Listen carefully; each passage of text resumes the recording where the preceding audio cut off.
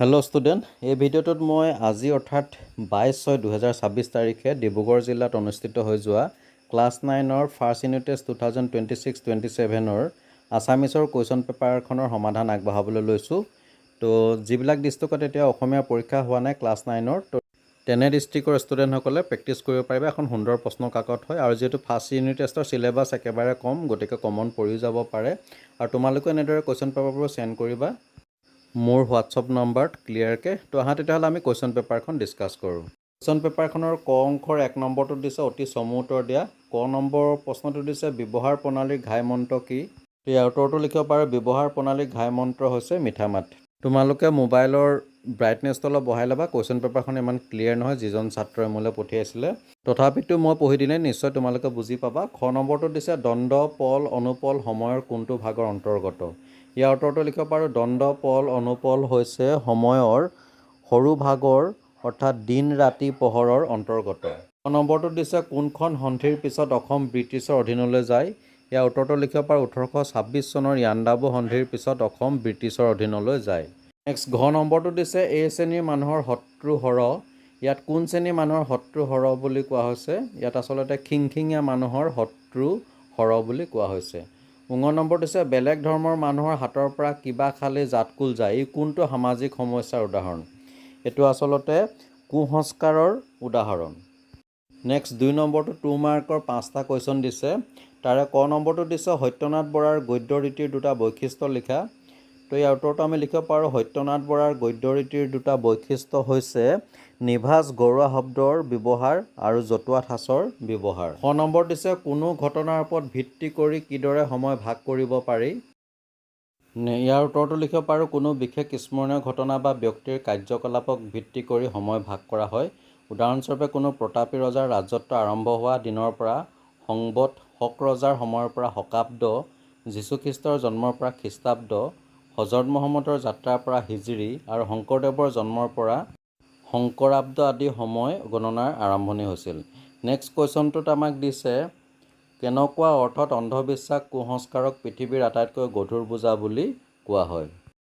ইয়াৰ উত্তৰটো আমি এনেকুৱা ধৰণে লিখিব পাৰোঁ যে অন্ধবিশ্বাস, কুসংস্কাৰ, উৰা বাতৰি, অপপ্ৰচাৰ মানুহে সৃষ্টি কৰে, মানুহে মানুহৰ শত্ৰু হৈ পৰে। সেই অৰ্থত অন্ধবিশ্বাস, কুসংস্কাৰ পৃথিৱীৰ আটাইতকৈ গধুৰ বোজা বুলি কোৱা হয়। নেক্সট ঘ নম্বৰটোত দিছে মান্যৱন্তক অমান্য কৰিলে কিয় তাৰ মূল্য কমাব নোৱাৰি চমুকৈ লিখা। ঙ নম্বৰ দিছে কাৰ্যক্ৰম অনুসৰি সময় কিদৰে আৰু কি কি ভাগত ভাগ কৰা হৈছে।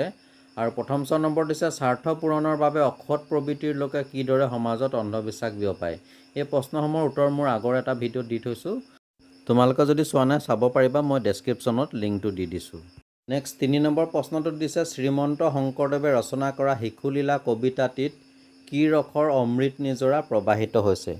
ইয়াৰ উত্তৰটো আমি লিখিব পাৰোঁ শিশুলীলা কবিতাটোত ভক্তি ৰসৰ অমৃত নিজৰা প্ৰবাহিত হৈছে। 4 নম্বৰত দিছে মথনিত ধৰিয়া নিষেধি মথিবাকো নেদে আওৰ দধি।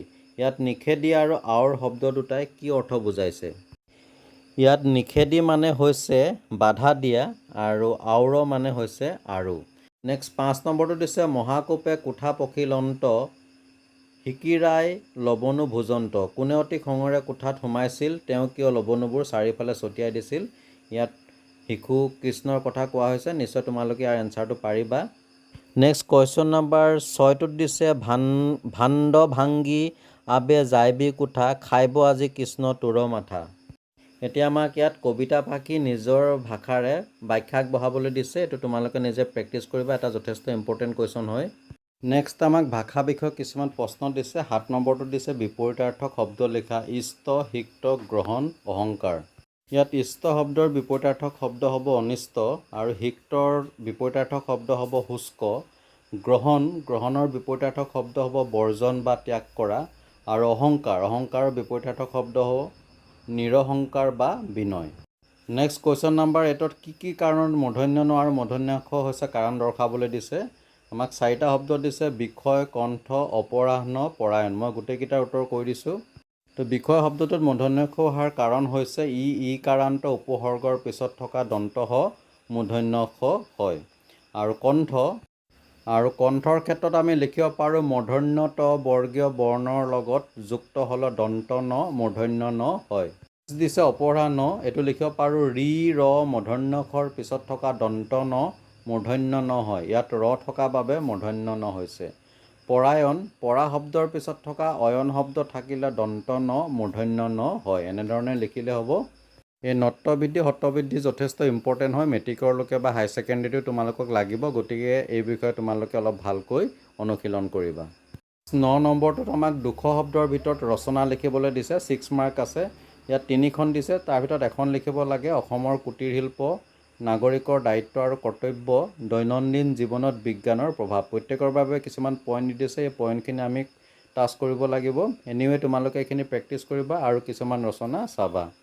এবাৰ আহিলে 10 নম্বৰ আৰু 11 নম্বৰ তোমালোকৰ যিখন দ্ৰুতপাঠ বৈচিত্ৰ্যময় অসমৰ পৰা কেইটামান প্ৰশ্ন দিছে, এইবিলাক তোমালোকে চাবা। কমন পৰি থাকে, একেখিনিকে আহি থাকে, ৰিপিট হৈ। নেক্সট আহোঁ খ অংশলৈ। ইয়াত 12 নম্বৰটো দিছে কোনজন ৰজাৰ পৃষ্ঠপোষকতাত মাধৱ কন্দলীয়ে সাহিত্য চৰ্চা কৰিছিল। ইয়াৰ উত্তৰটো লিখিব পাৰোঁ বৰাহী ৰজা মহামাণিক্যৰ পৃষ্ঠপোষকতাত মাধৱ কন্দলীয়ে সাহিত্য চৰ্চা কৰিছিল।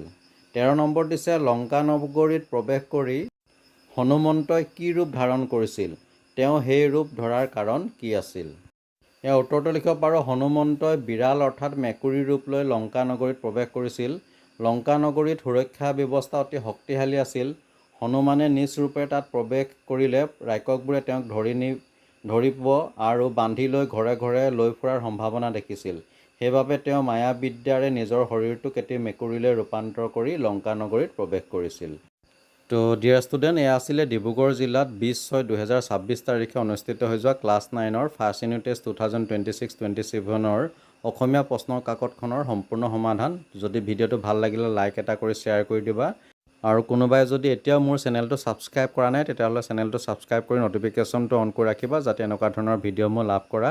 তো এনেদৰে চাই থাকিবা RB লাৰ্ণ কাম এণ্টাৰটেইনমেণ্ট। আন এটা ভিডিঅ'ত পুনৰ লগ পাম। আজিলৈ আহোঁ, ধন্যবাদ।